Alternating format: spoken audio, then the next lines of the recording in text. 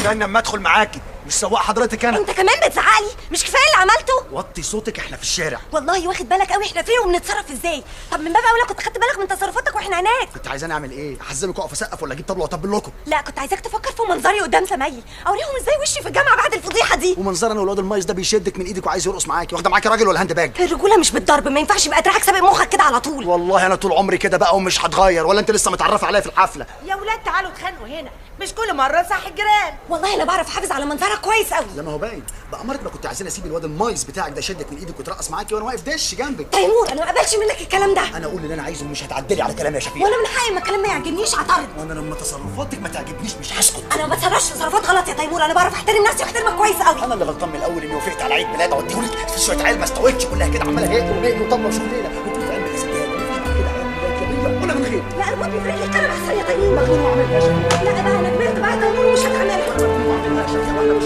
يا تيمور مش هتعملها، انا مش الكلب بتاعك.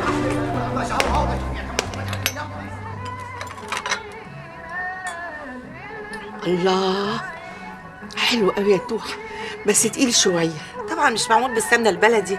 يا اختي الشهر جري بسرعة.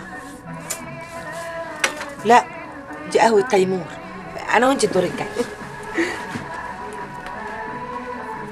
هو انت ايه لا وخلاص؟ قهوتك يا حبيبي. تسلم ايدك يا توحة.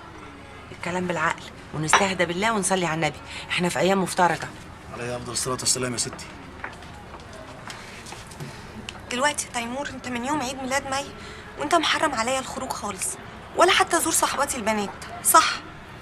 وانا سمعت كلامك، ومن يومها من البيت للجامعه ومن الجامعه للبيت، كده ولا لا؟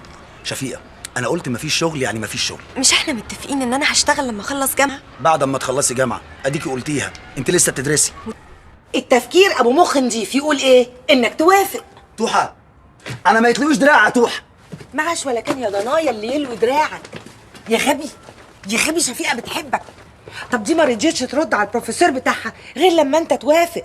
وبعدين انت لو رفضت يا حبيبي دلوقتي هتعتبرك بتلغي شخصيتها وتنقح عليها قضية المرأة وصداع لا اول له ولا اخر. ما قلت لك امك ما بتعرفش تعمل كنافة.